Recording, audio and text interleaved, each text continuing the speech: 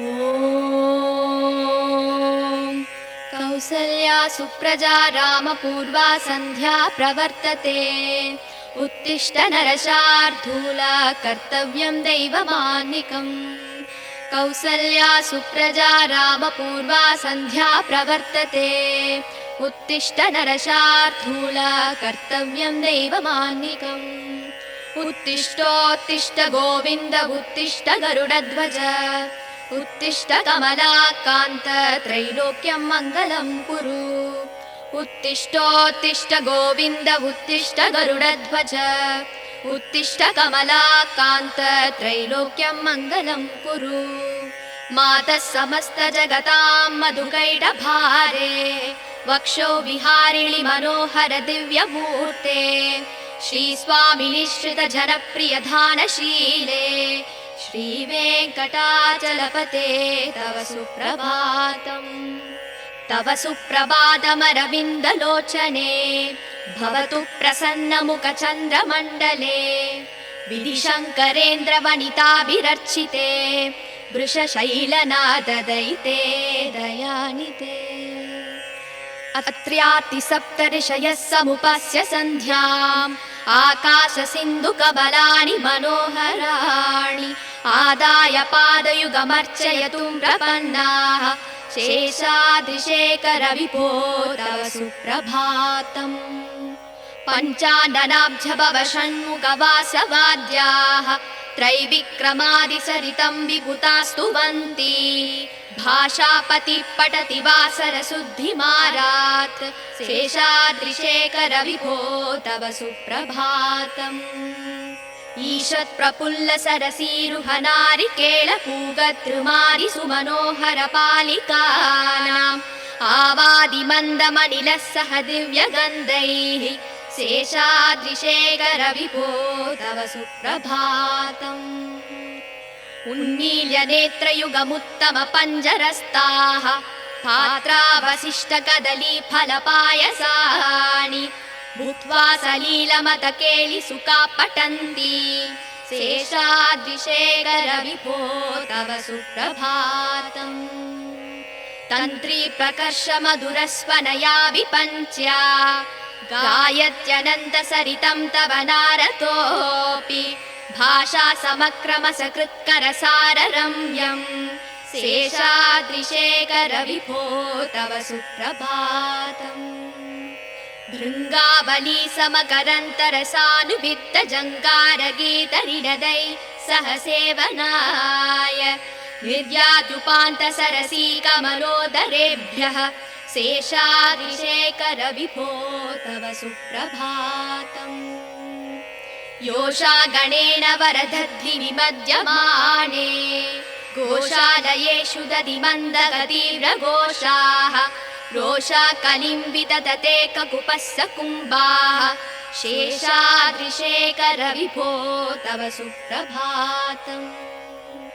पद्मे समित्र सदपत्र गदारिवर्गाः। हर्तुं श्रियं कुवलयस्य निजाङ्गलक्ष्म्या। भेरी निनादमिव बिभ्रति तीव्रनादम्। शेषाद्रिशेखर विभो तव सुप्रभातम्। श्रीमन्नभीष्टवरदाखिल लोकबन्धो। श्री श्रीनिवास जगदेकदयैक सिन्धो। श्रीदेवता गृहभुजाङ्कर दिव्यमूर्ते। श्रीवेङ्कटाचलपते तव सुप्रभातम्। श्रीस्वामि पुष्करिणिकाप्लव निर्मलाङ्गा। श्रेयोधिनो हर विरिञ्चि सनन्दनाद्याः। द्वारे वसन्ति वरवेत्र हतोत्तमाङ्गाः। श्रीवेङ्कटाचलपते तव सुप्रभातम्। श्रीशेषशैलगरुडाचल वेङ्कटाद्रिनारायणाद्रिविषवाद्रिविषाद्रिमुख्याम्। आख्यां त्वदीय वसतेरनि संवदन्ति। श्रीवेङ्कटाचलपते तव सुप्रभातम्। सेवा परा शिव सुरेश कृशानुधर्म रक्षोऽम्बुनाथ भवमान धनाधिनाथा। भक्ताञ्जलि प्रविलसन्निज शीर्षदेशाः। श्रीवेङ्कटाचलपते तव सुप्रभातम् दाटीषु देविह गराज मृगाधिराज नागाधिराज गजराज हयाधिराजाः स्वस्वाधिकारमहिमादिकमर्दयन्ते श्रीवेङ्कटाचलपते तव सुप्रभातम् सूर्येन्दुभौमबुधवाक्पदि काव्यसौरी स्वर्भानुकेतुद्विषत्परिषत्प्रदानाः द्वद्वासदासचरमावदिदासदासाः श्रीवेङ्कटाचलपते तव सुप्रभातम् द्वत्पादधूलिपरितस्फुरितोत्तमाङ्गाः स्वर्गापवर्गनिरपेक्षनिजाङ्गराङ्गाः कल्पाकमाललनयाकुलतां लभन्ते श्रीवेङ्कटाचलपते तव सुप्रभातम् त्वद्गोपुराकृशिखराणि निरीक्षमाणाः स्वर्गापवर्गपदवीं परमां श्रयन्तः मर्त्या मनुष्यभुवने मदिमाश्रयन्ते श्रीवेङ्कटाचलपते तव सुप्रभातम् श्रीभूमिनायक दयादिगुणामृताप्ते देवादिदेव जगदेक शरण्यमूर्ते श्रीमन्दनन्द गरुडाधिभिरार्चिताङ्ग्रे श्रीवेङ्कटाचलपते तव सुप्रभातम् श्रीपद्मनाभ पुरुषोत्तम वासुदेव वैकुण्ठमाधव जनार्दन चक्रपाणि श्रीवत्स सिंह शरणागत पारिजात श्रीवेङ्कटाचलपते तव सुप्रभातम्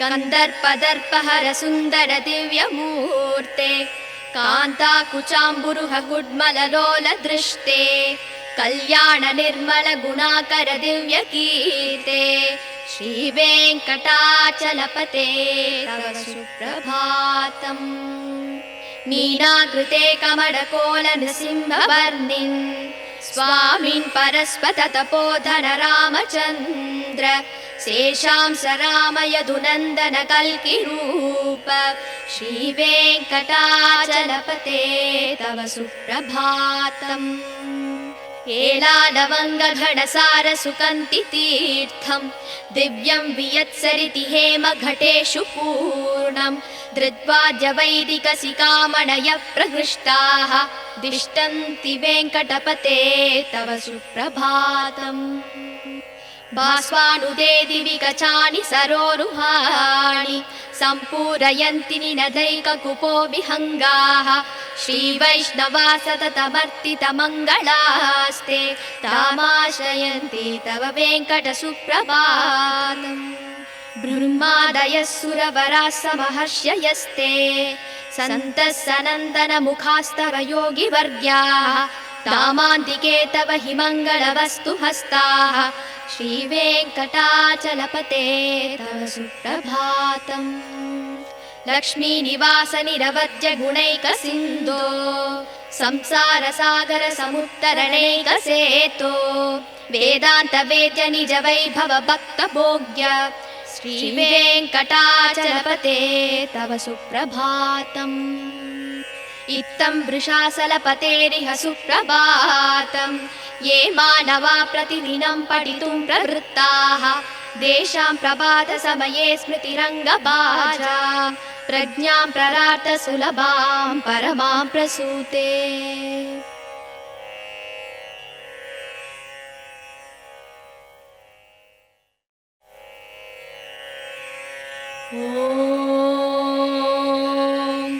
कौसल्या सुप्रजा रामपूर्वा सन्ध्या प्रवर्तते उत्तिष्ठ नरशार्दूल कर्तव्यं दैवमान्निकम् कौसल्या सुप्रजा रामपूर्वा सन्ध्या प्रवर्तते उत्तिष्ठ नरशार्दूल कर्तव्यं दैवमान्निकम् उत्तिष्ठोत्तिष्ठ गोविन्द उत्तिष्ठ गरुडध्वज उत्तिष्ठ कमलाकान्त त्रैलोक्यं मङ्गलं कुरु उत्तिष्ठोत्तिष्ठ गोविन्द उत्तिष्ठ गरुडध्वज उत्तिष्ठ कमलाकान्त त्रैलोक्यं मङ्गलं कुरु मातः समस्तजगतां मधुकैटभारे वक्षो विहारिणि मनोहर दिव्यमूर्ते श्रीस्वामिनिश्रित जनप्रियधानशीले श्रीवेङ्कटाचलपते तव सुप्रभातम् तव सुप्रभातमरविन्दलोचने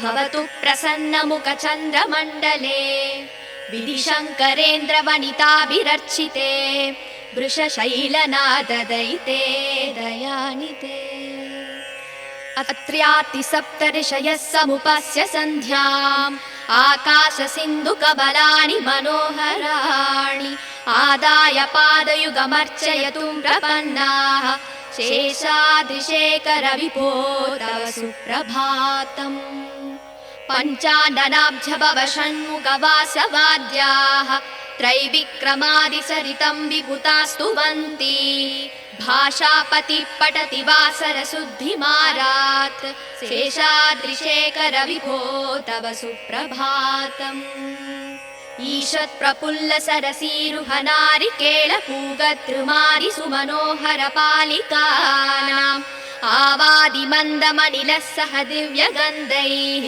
शेषाद्रिशेखरविभो तव सुप्रभातम् उन्मील्य नेत्रयुगमुत्तमपञ्जरस्ताः पात्रावशिष्टकदलीफलपायसानि भूत्वा सलीलमतकेलिसुखा पठन्ति शेषाद्रिशेखरविभो तव सुप्रभातम् तन्त्री प्रकर्षमधुरस्वनया विपञ्च्या गायत्यनन्तसरितं तव नारतोऽपि भाषा समक्रमसकृत्करसाररम्यम् शेषाद्रिशेखरविभो तव सुप्रभातम् भृङ्गावली समकरन्तरसानुवित्तजङ्गारगीतरिणदै सह सेवनाय निर्यात्युपान्तसरसी कमलोदरेभ्यः शेषाद्रिशेखरविभो तव सुप्रभातम् योषा गणेन वरदद्रिविमध्यमाने घोषालयेषु दधिमन्दगतीव्रघोषाः रोषा कलिं विदधते ककुपस्य कुम्भाः शेषाद्रिशेखरविभो तव सुप्रभातम् पद्मे समित्रसदपत्रगदालिवर्गाः हर्तुं श्रियं कुवलयस्य निजाङ्गलक्ष्म्या भेरीनिनादमिव बिभ्रति तीव्रनादम् शेषाद्रिशेखरविभो तव सुप्रभातम् श्रीमन्नभीष्टवरदाखिललोकबन्धो श्री श्रीनिवास जगदेकदयैकसिन्धो श्रीदेवतागृहभुजाङ्कर दिव्यमूर्ते श्रीवेङ्कटाचलपते तव सुप्रभातम् श्रीस्वामि पुष्करिणिकाप्लवनिर्मलाङ्गा श्रेयोधिनो हरविरिञ्चि सनन्दनाद्याः द्वारे वसन्ति वरवेत्रहतोत्तमाङ्गाः श्रीवेङ्कटाचलपते तव सुप्रभातम् श्रीशेषशैलगरुडाचलवेङ्कटाद्रिनारायणाद्रिविषवाद्रिविषाद्रिमुख्याम् आख्यां त्वदीयवसतेरनिसंवदन्ति श्रीवेङ्कटाचलपते तव सुप्रभातम् सेवापरा शिव सुरेश कृशानुधर्म रक्षोऽम्बुनाथ भवमानधनाधिनाथाः भक्ताञ्जलिप्रविलसन्निज शीर्षदेशाः श्रीवेङ्कटाचलपते तव सुप्रभातम् दाटीसुदेविह गराज मृगाधिराज नागाधिराज गजराज हयाधिराजाः स्वस्वाधिकारमहिमादिकमर्दयन्ते श्रीवेङ्कटाचलपते तव सुप्रभातम् सूर्येन्दुभौमबुधवाक्पदि काव्यसौरी स्वर्भानुकेतुलिषत्परिषत्प्रदानाः वद्वासदासचरमावदिदासदासाः श्रीवेङ्कटाचलपते तव सुप्रभातम् द्वत्पादधूलिपरितस्फुरितोत्तमाङ्गाः स्वर्गापवर्गनिरपेक्ष निजाङ्गराङ्गाः कल्पाकमालयनया कुलतां लपन्ते श्रीवेङ्कटाचलपते तव सुप्रभातम् त्वद्गोपुराकृशिखराणि निरीक्षमाणाः स्वर्गापवर्गपदवीं परमां श्रयन्तः मर्त्या मनुष्यभुवने मदिमाश्रयन्ते श्रीवेङ्कटाचलपते तव सुप्रभातम् श्रीभूमिनायक दयादिगुणामृताप्ते देवादिदेव जगदेक शरण्यमूर्ते श्रीमन्दनन्द गरुडाधिभिरार्चिताङ्ग्रे श्रीवेङ्कटाचलपते तव सुप्रभातम् श्रीपद्मनाभ पुरुषोत्तम वासुदेव वैकुण्ठ माधव जनार्दन चक्रपाणि श्रीवत्स सिंह शरणागत पारिजात श्रीवेङ्कटाचलपते तव सुप्रभातम् कन्दर्पदर्पहर सुन्दर दिव्यमूर्ते कान्ताकुचाम्बुरुह गुड्मललोल दृष्टे कल्याण निर्मल गुणाकर दिव्यकीर्ते श्रीवेङ्कटाचलपते तव सुप्रभातम् मीनाकृते कमलकोल नृसिंहवर्णिन् स्वामिन् परस्पत तपोधन रामचन्द्र शेषांस राम यदुनन्दन कल्किरूप श्रीवेङ्कटाचलपते तव सुप्रभातम् एलालवङ्गघनसार सुकन्ति तीर्थं दिव्यं वियत्सरिति हेम घटेषु पूर्णं धृत्वाद्य वैदिकसिकामणय प्रहृष्टाः दिष्टन्ति वेङ्कटपते तव सुप्रभातम् भास्वानुदे दिवि कचानि सरोरुहाणि सम्पूरयन्ति निनदैककुपो विहङ्गाः श्रीवैष्णवा सततमर्तितमङ्गलास्ते तामाश्रयन्ति तव वेङ्कट सुप्रभातम् ब्रह्मादयः सुरवराः समहर्षयस्ते सन्तः सनन्दन मुखास्तव योगिवर्ग्याः तामान्तिके तव हि मङ्गलवस्तु हस्ताः श्रीवेङ्कटाचलपते तव सुप्रभातम् लक्ष्मीनिवास निरवद्य गुणैक सिन्धो संसार सागर समुत्तरणैक सेतो वेदान्त वेद्य निज वैभव भक्त भोग्य श्रीवेङ्कटाचलपते तव सुप्रभातम् इत्थं वृषाचलपतेरिह सुप्रभातम् ये मानवा प्रतिदिनं पठितुं प्रवृत्ताः तेषां प्रभातसमये स्मृतिरङ्गभाजा प्रज्ञां प्ररार्थ सुलभां परमां प्रसूते।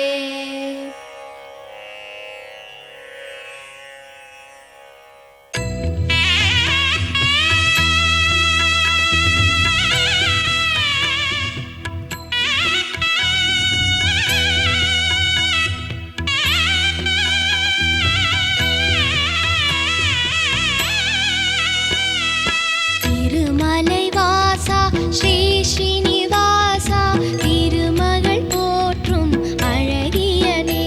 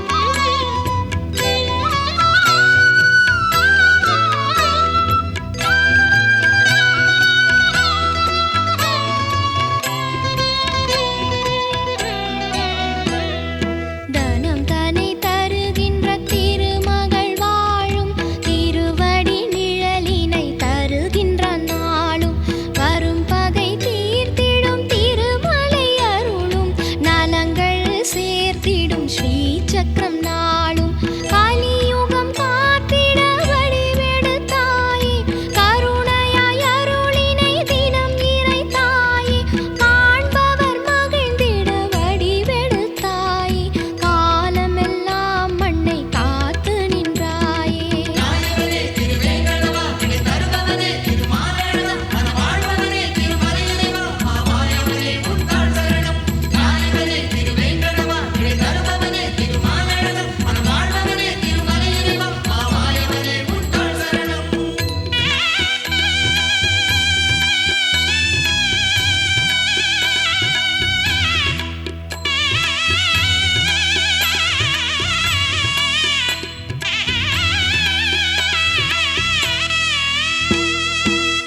வேங்கடமலையை நாம் நினைத்தாலே வேதனை மறையும் அவன் நாமத்தாலே செல்வங்கள் பொழியும் வான்மழை போலே தினம் அவன் மலரடி தொழுது வந்தாலே ஆயிரம் சூரியன் ஒளி என நீயும் மலைகளில் திகழ்ந்தாய் மகிமைகள் அறிந்தோம் மாயனே உன்னடி சரணங்கள் ஐயா மாதவனே உந்தன் நாமங்கள் மறவேன்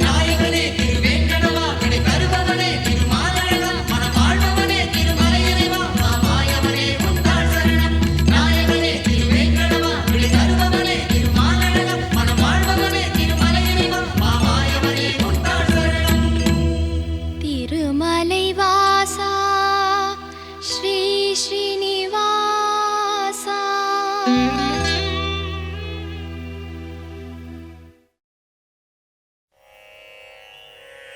கமலம் மலர் மேல் வசிக்கும் மகளே உறைவாள் பெருமாள் திருமார்பினிலே திகழும் நல் குங்குமம் மேனியனே விஜயீ பவ வெங்கட சைலபதே கமலம் மலர் மேல் வசிக்கும் மகளே உறைவாள் பெருமாள் திருமார்பினிலே திகழும் நல் குங்குமம் மேனியனே விஜயீ பவ வெங்கட சைலபதே கமலம் இதற்போல் நல் கண்ணுடையான் கடல் மேல் உரை பஞ்சனை கொண்டவனே நலங்கள் தரும் செல்வம் எல்லாம் தருவாய் திருவேங்கடனே என்னை காத்தருள்வாய் எழில் பிரம்மனுடன் சிவன் ஆறுமுகன் எனும் தெய்வம் எல்லாம் உன்னை போற்றிடுவார் இறைவா தலைவா திருவேங்கடவா ரிஷசைலபதே என்னை காத்தருள்வாய் என்னை தீண்டிடும் வல்வினை தீவினைகள் பல நூறு தவறுகளின் துயர் நிலைகள் யாவும் தீந்திட உனை நாடுகிறேன் தயவை தந்தென்னை காத்தருள்வாய் உயர் வேங்கட மாமலை மீதினிலே வரம் யாவும் தருகின்ற வள்ளலும் நீ மறைகள் போற்றும் பரம்பொருள் மறவேன் உனையின்றி தெய்வம் இல்லை குழலின் ஒளியால் பல நூறு கோடி அழகிய கோபியர் கண்டவன் நீ பல நூறு கோடி மதனின் அழகை வசுதேவன் மகன் உனை அறிவேனே ரகுகுல திலகாத சரதன் மகனே விலையேந்திய வீரனின் ரகுநாயகன் ராமா என்னும் பெயரால் என்னை காத்தருள் செய்யும் கருணை கடலே பூதேவியின் மகளாம் சீதையினை பூங்கரந்தனை பிடித்த நாயகனே தென் இலங்கை நரக்கனை மாய்த்தவனே உன் மலர் எனும் திருவடி சரணமையா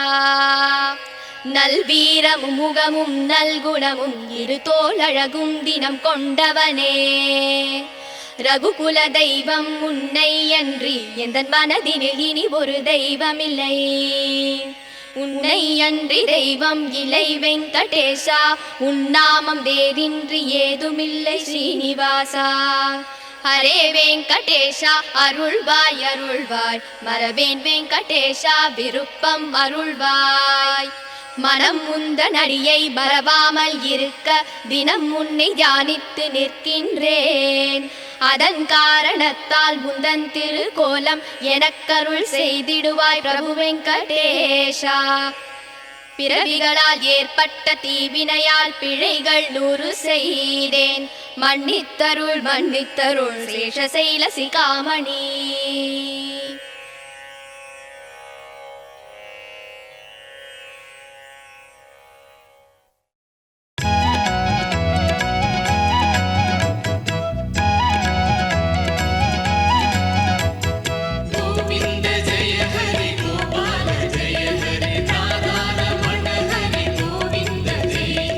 பூலோகம் தன்னை வைகுண்டமாக்கி ஸ்ரீதேவி உடனே அருள்கின்ற தேவா.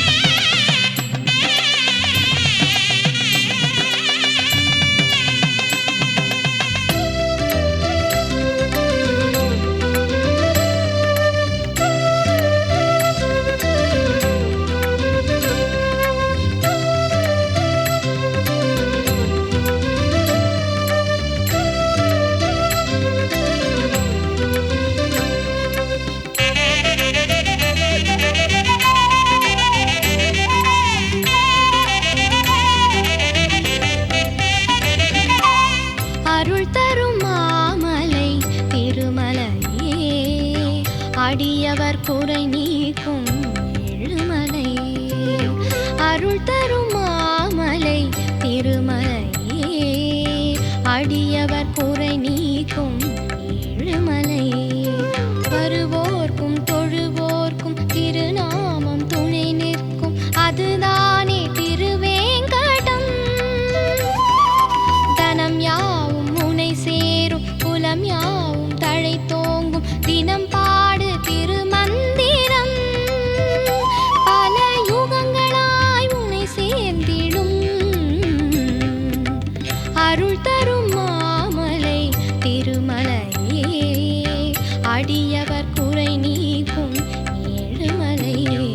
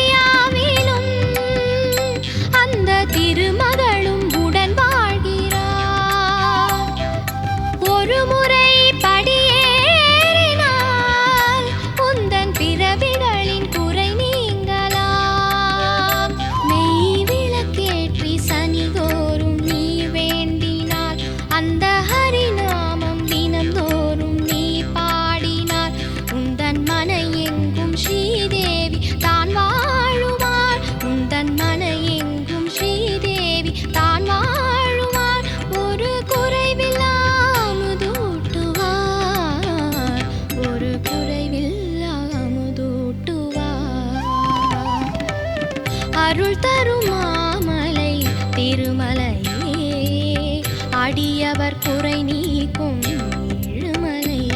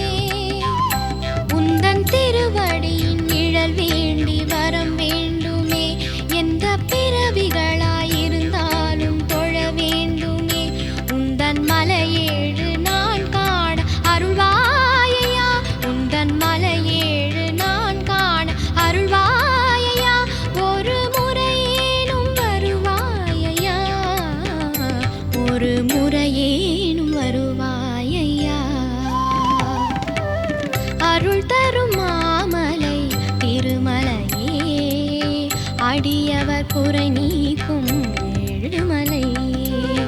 அருள் தரும் மாமலை திருமலையே, அடியவர் குறை நீக்கும் ஏழுமலை. வருவோர்க்கும் தொழுவோர்க்கும் திருநாமம் துணை நிற்கும், அதுதானே திருவேங்கடம். தனம் யாவும் புனை சேரும், குலம் யாவும் தழை தோங்கும், தினம் பாடு திருமந்திரம். பல யுகங்களாய் உன்னை சேர்ந்திடும், அருள் தரும் மாமலை திருமலையே, அடியவர் குறை நீக்கும் ஏழுமலையே.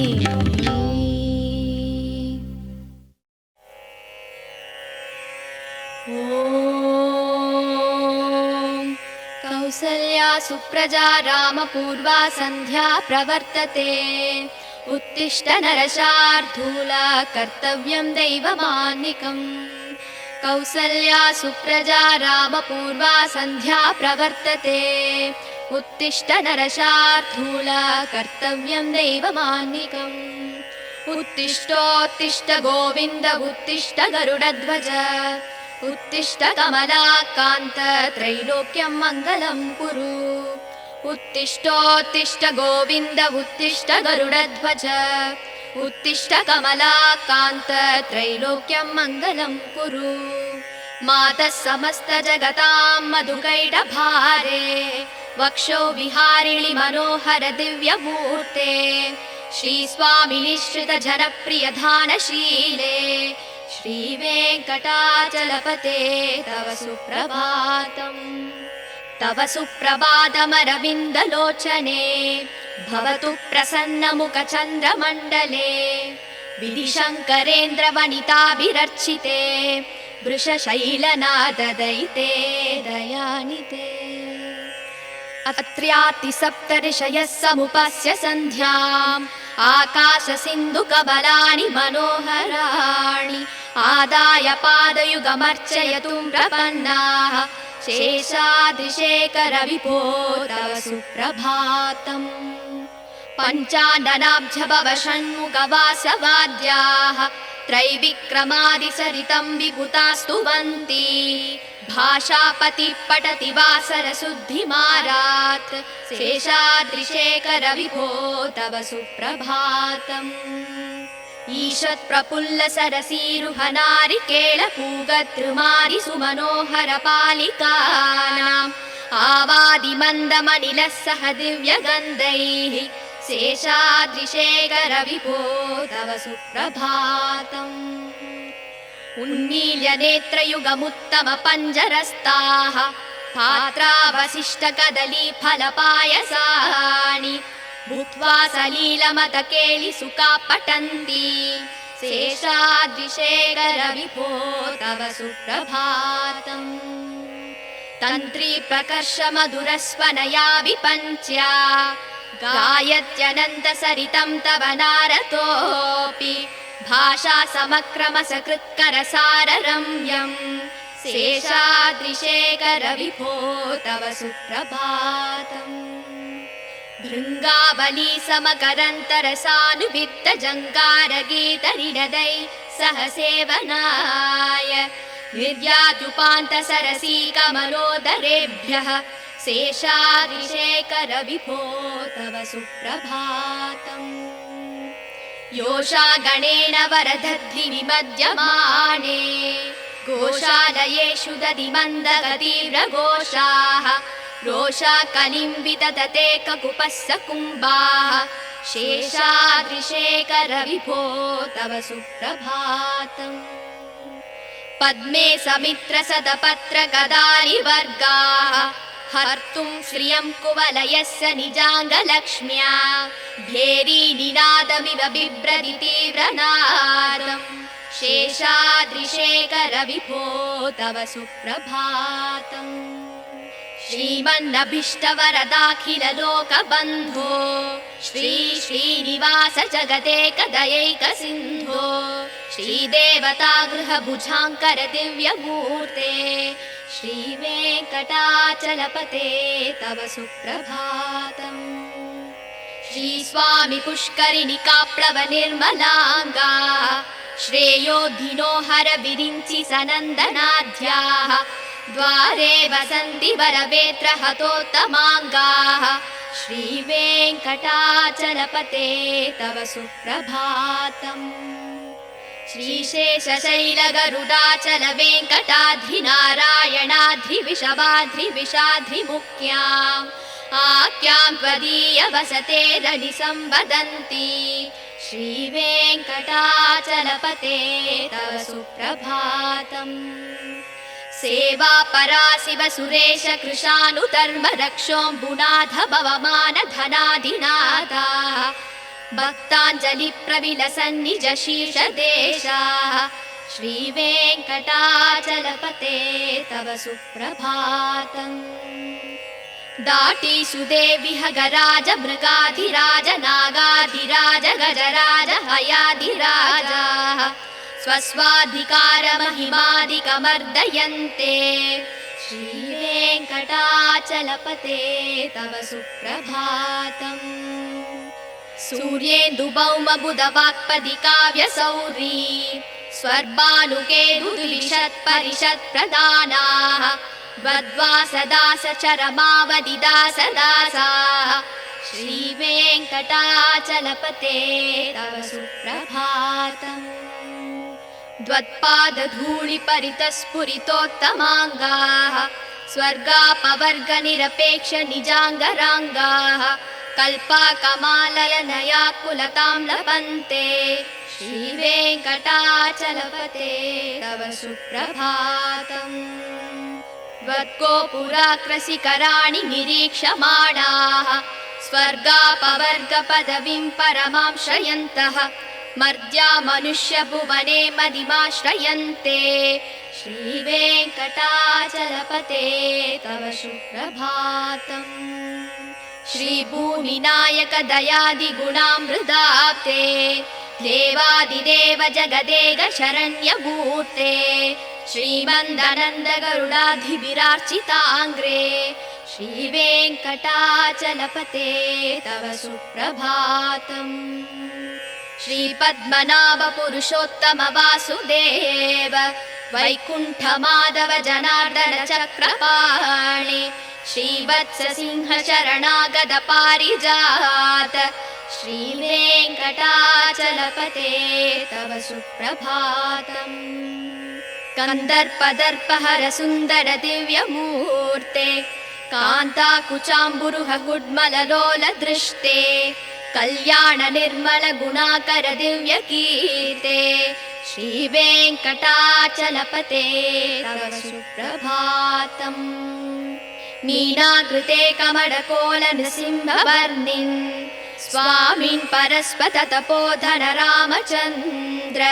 शेषांस राम यदुनन्दन कल्किरूप श्रीवेङ्कटाचलपते तव सुप्रभातम् एलालवङ्गघटसार सुकन्ति तीर्थम् दिव्यं वियत्सरिति हेम घटेषु पूर्णम् धृत्वाद्य वैदिकसिकामणयः प्रहृष्टाः दिष्टन्ति वेङ्कटपते तव सुप्रभातम् भास्वानुदे दिवि कचानि सरोरुहाणि सम्पूरयन्ति निनदैककुपो विहङ्गाः श्रीवैष्णवा सततमर्तितमङ्गलास्ते तामाश्रयन्ति तव वेङ्कटसुप्रभातम् ब्रह्मादयः सुरवराः समहर्षयस्ते सन्तः सनन्दनमुखास्तव योगिवर्ग्याः तामान्तिके तव हि मङ्गलवस्तु हस्ताः